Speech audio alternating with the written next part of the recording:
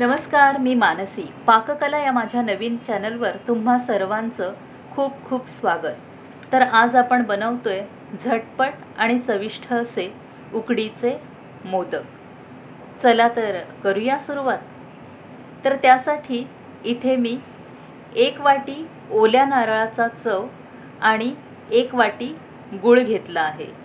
इथे मी समप्रमाण घेतले आहे. गोडाचे प्रमाण तुम्ही तुमच्या आवडीनुसार कमी जास्त करू शकता. आता इथे मी गॅसवर एक पॅन गरम करत ठेवले आहे. त्यामध्ये अर्धा चमचा तूप घेऊन आपण हे खोबरं परतवून घेणार आहोत. ओल्या खोबऱ्यामध्ये पाण्याचा अंश असतो, त्यासाठी इथे आपण खोबरं कोरडं होईपर्यंतच परतवून घ्यायचं आहे. खोबरं खरपूस भाजायचे नाही. तर इथे तुम्ही बघू शकता आपलं खोबरं व्यवस्थित कोरडं झालेलं आहे. त्यावर आता मी हा किसलेला गूळ घालून घेत आहे. इथे गूळ आणि खोबरं एकजीव होईपर्यंतच मिक्स करून घ्यायचं आहे. गुळाचा पाक होऊ द्यायचा नाही आहे. तर व्यवस्थितरित्या असं हे गूळ आणि खोबरं आपण मिक्स करून घेतलेलं आहे. आणि इथे आता मी हा गॅस बंद करत आहे. आता यामध्ये मी अगदी चिमूटभर असं मीठ घातलं आहे. कोणत्याही गोड पदार्थामध्ये मीठ घातल्याने त्याची लज्जत अजूनच वाढते. आता यामध्ये 1 चमचा वेलची पूड घातली आहे आणि 1 ते 1.5 चमचा इथे मी ड्रायफ्रूट पावडर घालत आहे. हे अगदी ऑप्शनल आहे. नाही घातली तरी चालेल, परंतु घातल्याने लज्जत मात्र नक्कीच वाढेल. पुन्हा एकदा मिश्रण व्यवस्थित मिक्स करून घेऊया. अशा प्रकारे इथे आपलं सारण तयार झालं आहे. बाहेरील पारीसाठी इथे मी गॅसवर एक पातेलं ठेवलेलं आहे. त्यामध्ये 1 वाटी पाणी घ्यायचे आहे. यामध्ये पाव चमचा मीठ आणि इथे मी 1 छोटा चमचा साखर घालत आहे. यामुळे आपल्या पारीला सुद्धा गोडसर अशी चव येते, त्याचबरोबर मोदकालाही चमक येते. अर्धा चमचा तूप घातलेला आहे आणि आता ज्या वाटीने आपण पाणी घेतले आहे त्याच वाटीने 1 वाटी पीठ घेणार आहोत. समप्रमाण इथे घेतलेलं आहे. 1 वाटी पाणी, 1 वाटी पीठ. आता हे सर्व जिन्नस व्यवस्थित मिक्स करून घ्यायचे आहेत.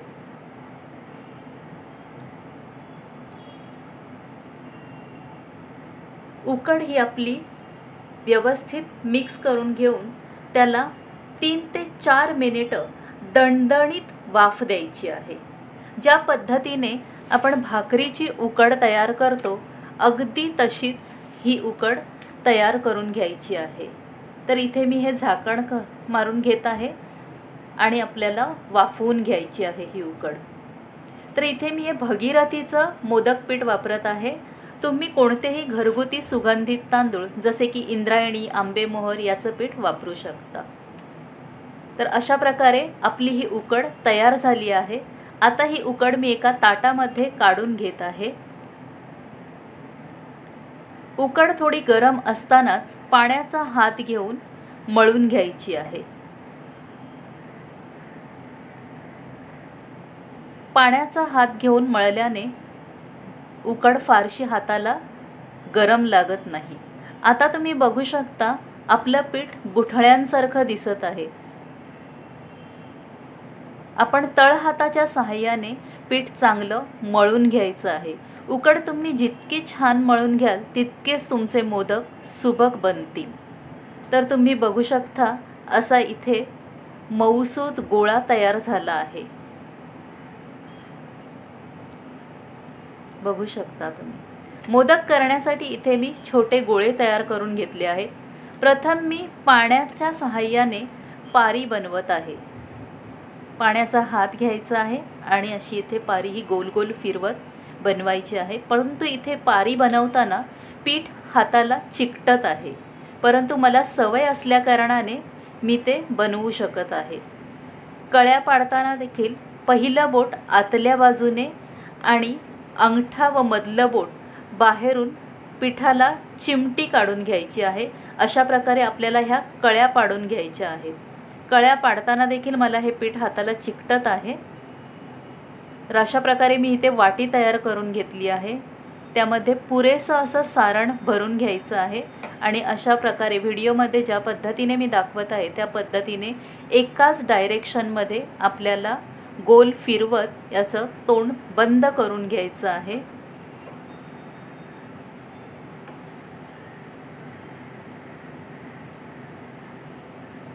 तर तुम्ही बघू शकता हा मोदक माझा तयार झाला आहे.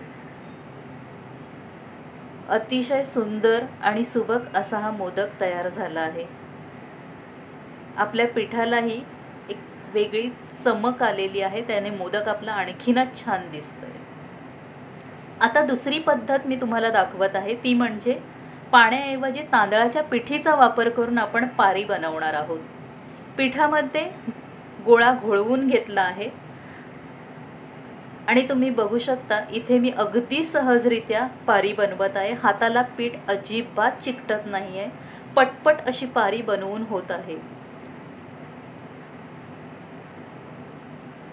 तुम्ही बघू शकता अगदी सहजरित्या ही पारी मी बनवत आहे. आणि आता इथे मी कळ्या पाडून घेत आहे. त्याला कळ्या पाडतानाही मला काहीही त्रास होत नाही आहे. अगदी छान कळ्या पडत आहेत. आणि पुन्हा मी इथे ही वाटी तयार करून घेतली आहे. त्यात पुरेसं सारण भरून घ्यायचं आहे आणि सारणही फार भरायचं नाही, नाहीतर मोदक फाटण्याची भीती असते.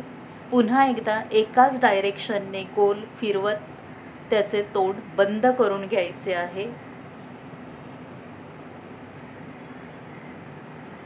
अशा प्रकारे आपला दुसरा मोदकही इथे तयार झाला आहे. अतिशय सुंदर असा हा मोदक दिसत आहे, तुम्ही बघू शकता.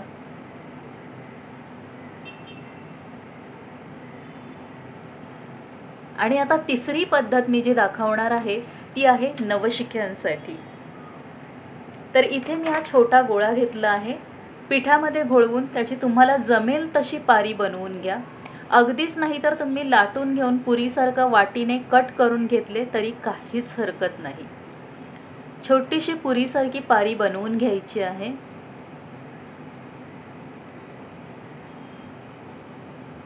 त्यामध्ये मधोमध सारण ठेवायचे आहे. कळ्या याला आधी पाडायच्या नाहीत. जसं मी व्हिडिओमध्ये दाखवत आहे तसेच बोटांच्या सहाय्याने चिमटी घेऊन याला फुलाचा आकार द्यायचा आहे. 4 पाकळ्यांसारखं करून घ्यायचं आहे. नंतर त्या एकत्र करून पुन्हा गोल फिरवत त्याचे तोंड बंद करून घ्यायचे आहे.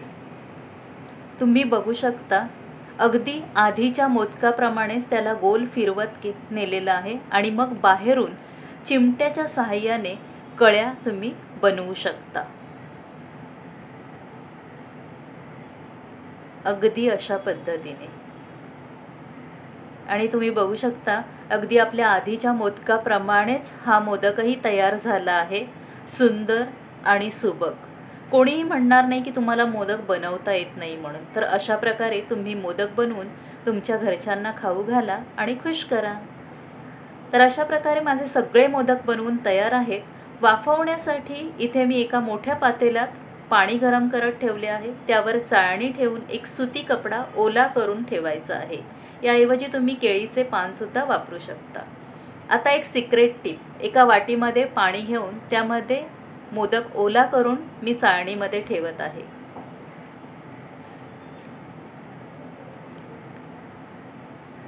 असे केल्याने आपले मोदक बराच वेळ मऊसूत राहतात. तर अशा प्रकारे मी सगळे मोदक इथे पाण्यामध्ये ओले करून चाळणीवर ठेवले आहेत. आणि आता वर मी केशराच्या काड्या लावून घेत आहे. नाही लावल्या तरी चालतील, पण लावल्याने आपले मोदक अतिशय सुंदर दिसायला. तर इथे मी सगळ्या मोदकांना केशराच्या काड्या लावून घेतल्या आहेत. आणि आता हे 8 ते 10 मिनिटं आपल्याला वाफवून घ्यायचे आहेत. फार वाफवायचे नाहीत. 8 ते 10 मिनिटांनी तुम्ही बघू शकता आपले मोदक खूपच सुंदर दिसत आहेत. इथे तयार झाले आहेत आपले मोदक आणि दिसायलाही खूप छान दिसत आहेत. एक वेगळी चमक आली आहे त्या मोदकांना. आता मी एका डिशमध्ये काढून घेत आहे. आहा, किती सुंदर दिसत आहेत आपले मोदक. अशा प्रकारे आपले मोदक इथे तयार आहेत. नक्की करून पहा, खाऊन पहा आणि मला तुमचा अभिप्राय कळवायला विसरू नका.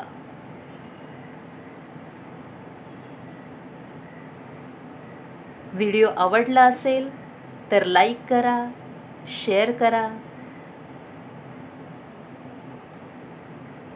चला तर मग पुन्हा भेटू अशाच एका नवीन रेसिपीसोबत. तोपर्यंत टाटा, बाय बाय.